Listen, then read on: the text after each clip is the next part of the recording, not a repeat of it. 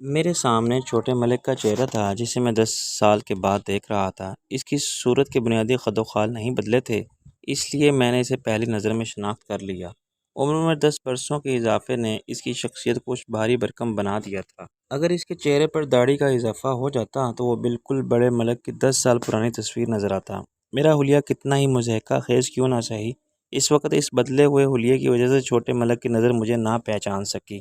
اسے نظر انداز کرتے ہوئے آگے نکل جانا گستاخی کے مترادف ہوتا اور شک پیدا کرتا۔ ملک کا کوئی نمک خوار تو اسے سلام کیے بغیر دنیا سے گزر جانے کی جسارت نہیں کر سکتا تھا۔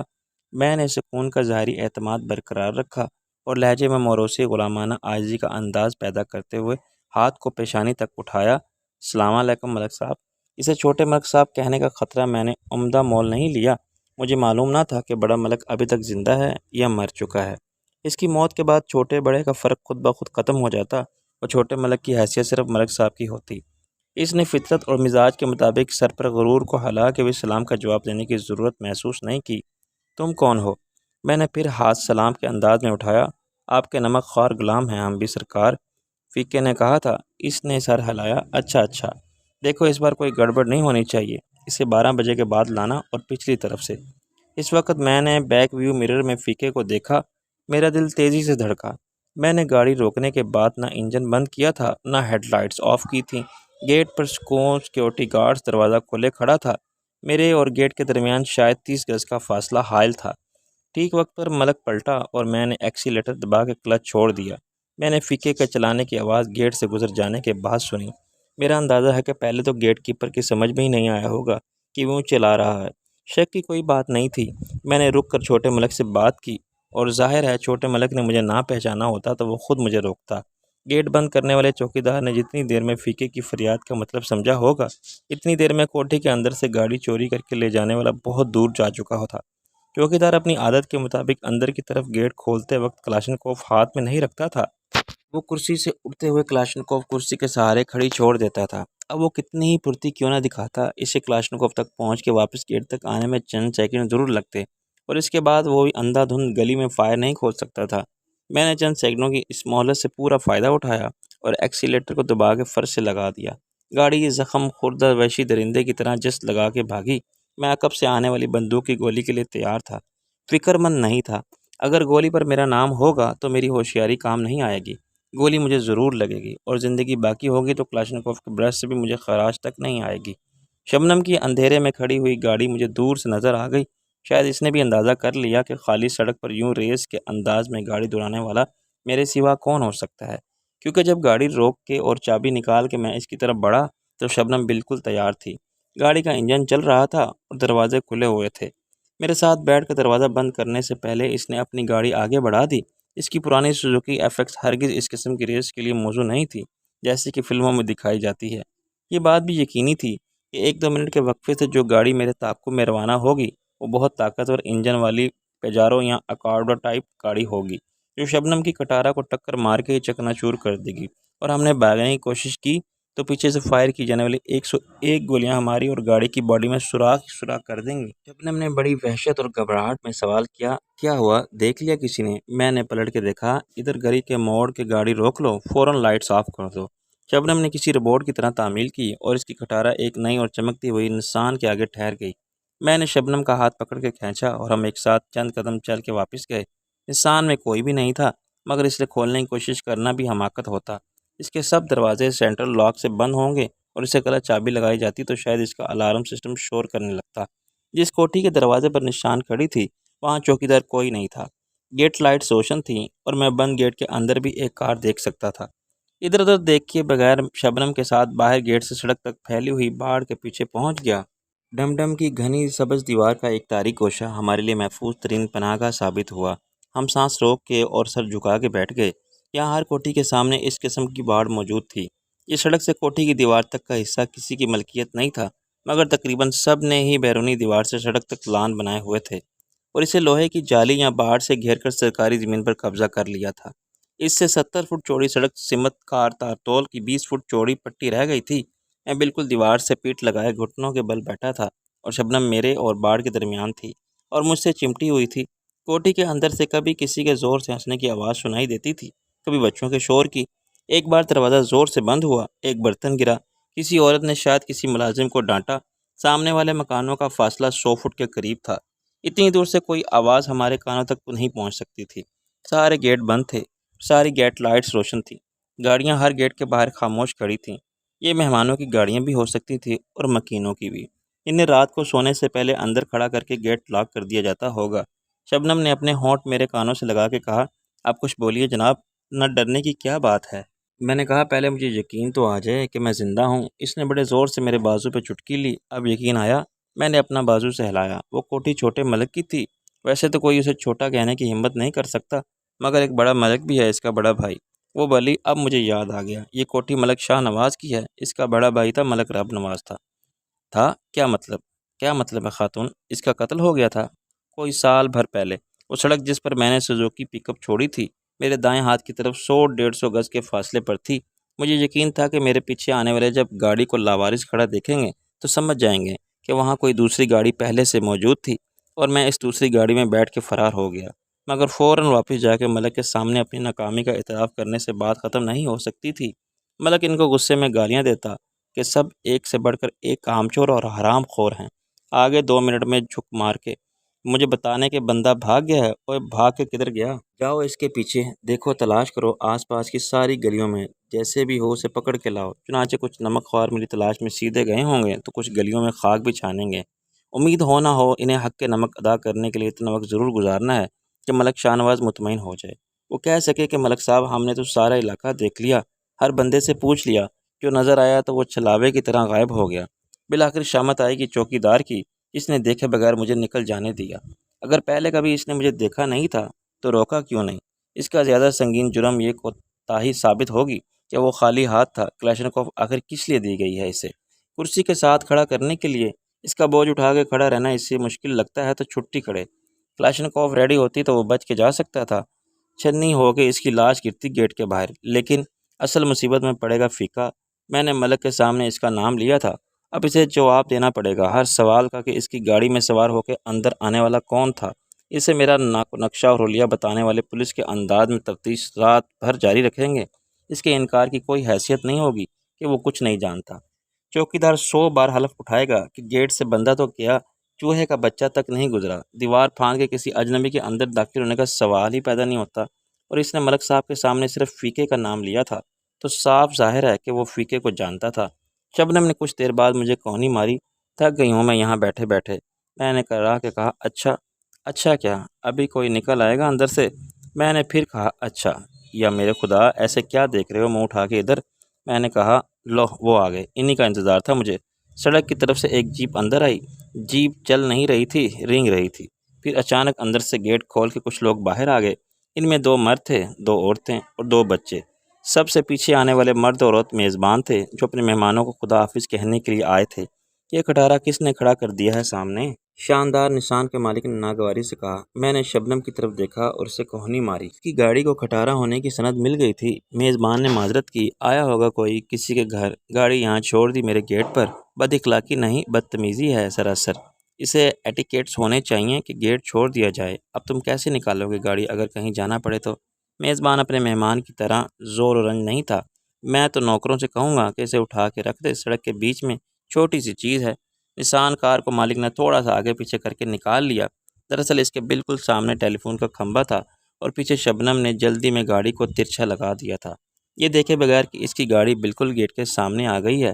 دوسری طرف نسان سے صرف 1 فٹ دور تھا۔ نسان کے روانہ ہونے تک جیپ ہمارے بالکل سامنے آ گئی تھی۔ اسے چلانے والا سامنے سے زیادہ دائیں بائیں دیکھ رہا تھا۔ اس کے ساتھ بیٹھا ہوا شخص مسلح تھا اور اس نے ریوالور ایسے پکڑا رکھا تھا جیسے نشانہ لے کر فائر کرنے والا ہے۔ صاحبہ خانہ کو دیکھ کے اس نے آواز دی، صاحب جی، گھر کا مالک اور اس کی بیوی رک گئے۔ کیا بات ہے؟ آپ نے ادھر کسی بندے کو تو نہیں دیکھا؟ وہ کود کے نیچے اترا۔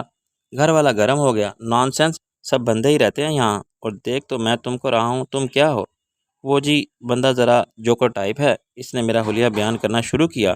اپنے ملک شاہ نواز صاحب کی کوٹھی میں گھس گیا تھا، گاڑی لے گیا ہے۔ گاڑی تو خیر سے مل گئی ہے، مگر اس کی بات ختم ہونے سے پہلے ہی گھر والی نے گھر والے کو اندر کھینچ لیا اور ہمیں نہیں معلوم کیا کہ گیٹ بند کر دیا۔ جیپ میں بیٹھے ہوئے لمبی مونچھوں والے نے اسے واپس بلایا۔ اوئے، ایسے کیا ہر دروازے پر جا کے پوچھے گا پاگل دے پتر، خام خواہ بے عزتی کرائے گا؟ اندر سے میں نے گھر والی کی آواز سنی۔ مجھے تو یہ لوگ مشکوک نظر آ رہے تھے، سورج سے ہی ڈاکو لگتے ہیں، کیا ضرورت تھی ان سے لمبی بات کرنے کی، وہ اندر آ جاتے پھر۔ گھر والا ہنسا۔ سب سے قیمتی چیز تم خود ہو، میں کہتا یہ لے جاؤ۔ گھر والی مزید خفا ہو گئی۔ صاحب کا ہونا کہ پیچھا چھڑانا چاہتے ہو مجھ سے، میرے چاہنے سے کچھ ہوتا ہے بیگم، تو رونا ہی کس بات کا تھا۔ غالباً وہ دیوار کے بالکل پیچھے باغ میں ٹہل رہے تھے یا لان میں کرسیاں ڈالے بیٹھے تھے۔ جیپ اتنی دیر میں رینگتی ہوئی کافی آگے نکل گئی تھی، اور زیادہ امکان یہی تھا کہ مجھے تلاش کرنے والے دائیں بائیں کسی گلی میں مڑ جائیں گے۔ سکون کا گہرا سانس لے کر میں نے شبنم کو اپنے ساتھ اٹھایا۔ آدھے گھنٹے تک ایک ہی پوز میں بیٹھے رہنے سے میری ٹانگیں اکڑ گئی تھیں۔ میں اندازہ کر سکتا تھا کہ شبنم کا کیا حال ہوگا۔ آئی ایم سوری، میری وجہ سے تمہیں بھی خوار ہونا پڑا۔ تم سے چلا نہیں جا رہا، گاڑی چلا لو گی یا میں چلاؤں؟ ایک پیر سو گیا ہے، کچھ ابھی ٹھیک ہو جائے گا۔ اس نے ایک پاؤں کو جھٹکا۔ یہ لو چابی۔ میں نے سر کھجایا۔ وہ دراصل میں نے رسماً اور اخلاقاً پوچھا تھا، میں ڈرائیونگ سیٹ پر بیٹھا تو بہت نمایاں ہو جاؤں گا۔ اس نے مسکرا کے چابی لے لی۔ تمہارے معاملات انتہائی پر اسرار ہوتے جا رہے ہیں، آخر کب تک مجھے نہیں بتاؤ گے کہ تم یہ سب کیا ہے؟ تم یہ مضحکہ خیز حلیہ کیوں بنائے پھر رہے ہو؟ ہم کھانا کھانے نکلے تھے، اگر تمہیں یاد ہو، اور دریا کی طرف جانا تھا ہمیں۔ میں نے چونکنے کی اداکاری کی۔ کھانا؟ کہاں ہے کھانا؟ اف مس شبنم، اگلے چند منٹ میں ہمارا انتقال ہو جائے گا بھوک سے۔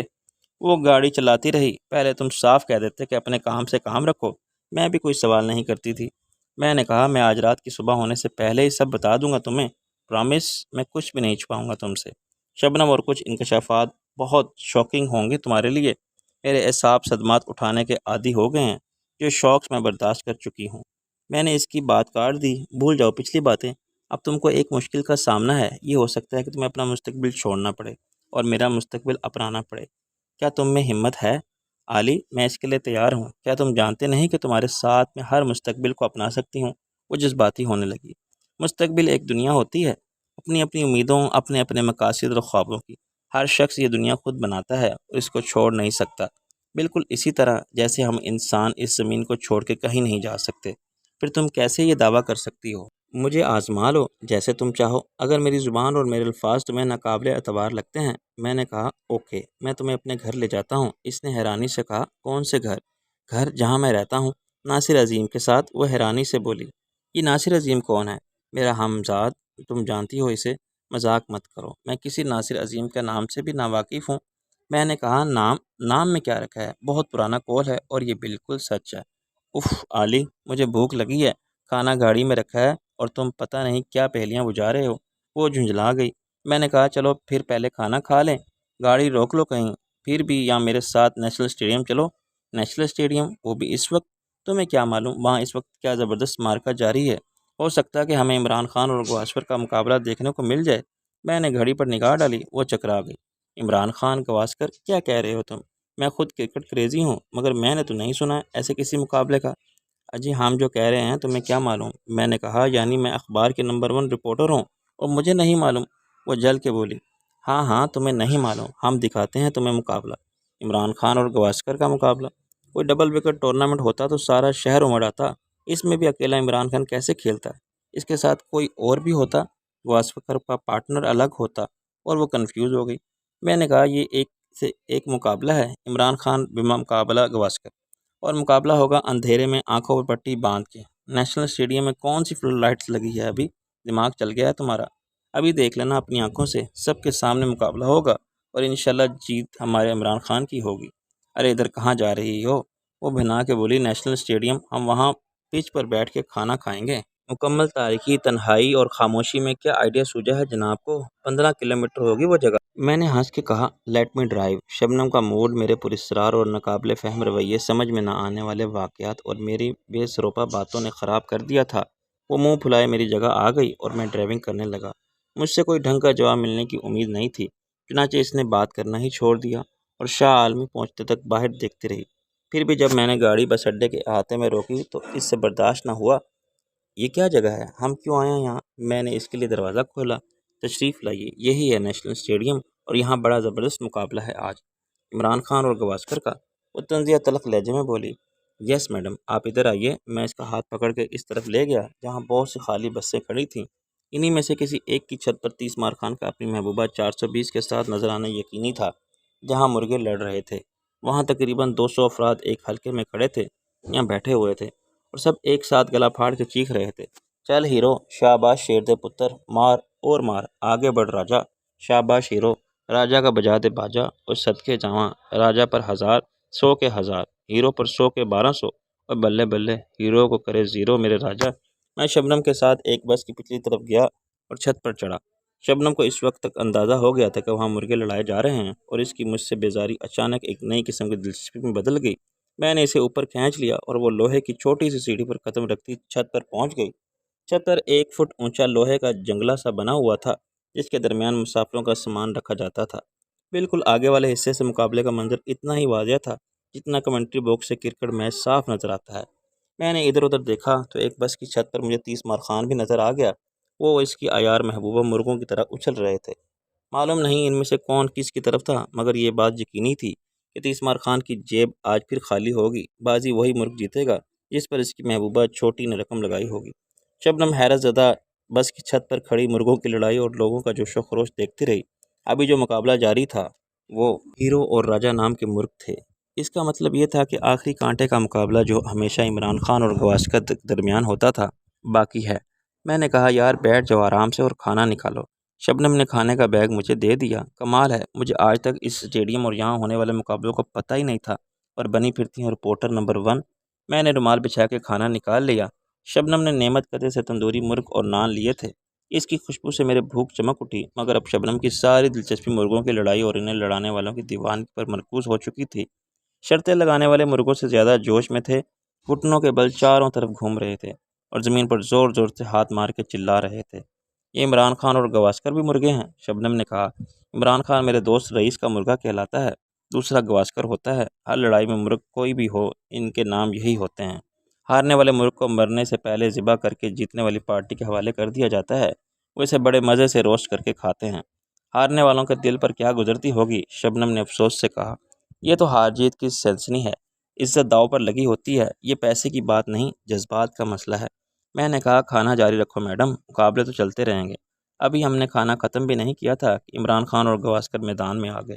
یہ تماشا میں نے پہلی بار دیکھا تھا، اس میں میرے لیے کوئی نئی بات نہیں تھی، مگر اب شبنم اس کھیل میں ایسی محو ہوئی کہ کھانا بھی بھول گئی۔ 30-40 گز کے فاصلے پر دوسری بس کی چھت پر 30 مار خان اپنی 10 نمبری محبوبہ کے ساتھ تشریف فرما تھے۔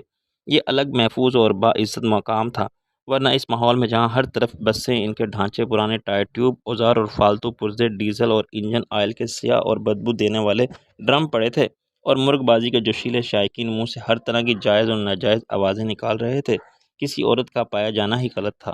مرغے لڑانے والے بیشتر جاہل اور دیوانگی کے حد میں سے گزر جانے والے لوگ تھے۔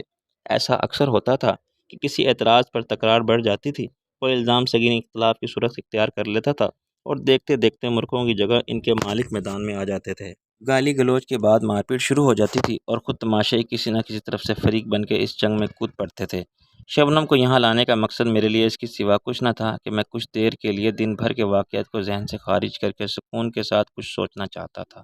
چھوٹے ملک سے اچانک ملاقات نے مجھے پریشانیوں کے اور خطرات کے ایک ایسے جنگل میں دھکیل دیا تھا جہاں درس برس کی اجنبی راہوں کا سلسلہ پھر ایک پرانے وقت کے راستے پر جا ملا تھا۔ یہ بات یقینی تھی کہ ایک بار پھر میں اور ملک آمنے سامنے ہوں گے تو پرانی دشمنی کے زخم بھی ہرے ہو جائیں گے۔ بے شک شادوں کی قسم سے مجبور ہو کہ میں نے چھوٹے بڑے ملک کے خلاف اپنے انتقامی جذبات کو بھی اس طرح دفن کر دیا تھا جیسے شادوں کی محبت کو، لیکن میں یہ کیسے بھول سکتا ہوں کہ ان دونوں بھائیوں نے میرے ساتھ اور میری مدد کے جرم کی سزا کے طور پر شادوں کے ساتھ کیسا وحشیانہ اور ننگے انسانیت سلوک روا رکھا تھا۔ آج میں اس کے سامنے بھیس بدل کے گیا تھا، اور ممکن ہے آئندہ بھی وہ مجھے اپنی اصل صورت میں نہ دیکھے، مگر یہ خطرہ اپنی جگہ موجود تھا کہ کسی موقع پر وہ شاہ عالم کو نہیں، ناصر عظیم کو پہچان جائے۔ موجودہ حالات میں شبنم کی رفاقت میری ضرورت بن گئی تھی، اور اس کے لیے ضروری تھا کہ میں شبنم کا اعتماد حاصل کروں۔ بدستور مجھے شاہ عالم تسلیم کرتے ہوئے میری خاطر ہر قربانی دینے کے لیے تیار تھی۔ پہلے کی طرح آج بھی شاہ عالم کے لیے راہ عشق میں فنا ہو جانا اس کا مقصد حیات تھا۔ ایسی ہی محبت میں نے چندہ سے کی تھی، لیکن بھٹک جانے کے باعث میں نے اپنی منزل گم کر دی تھی، اور اب بقول علامہ اقبال، بھٹکا ہوا راہی میں بھٹکا ہوا راہی تو، میرے بھی صنم فانی تیرے بھی صنم فانی۔ فرق صرف یہ تھا کہ مجھے اپنی منزل سے بھٹک جانے کے علم تھا، اور شبنم کو یہ معلوم نہیں تھا کہ جسے وہ پورے یقین کے ساتھ شاہ عالم سمجھتے ہوئے جسم و جاں کا مالک تسلیم کیے بیٹھی ہے، ادھر حقیقت ناصر عظیم ہے۔ اس یقین کی بنیادیں ایک شدید صدمے سے عارضی طور پر ہل گئی تھیں، مگر اپنے آپ سے لڑکے شبنم نے جذبات کی دنیا کو تباہی سے بچا لیا تھا۔ اب میرے لیے فیصلے کا مرحلہ زیادہ دشوار ہو گیا تھا۔ اگر میں اپنے جذباتی اور حقیقی مسائل کا منطقی تجزیہ کرتا اور اسے ریاضی کے سوال کی طرح مرحلہ وار حل کرنے کے امکانات کا جائزہ لیتا تو صورتحال کچھ اس طرح سامنے آتی۔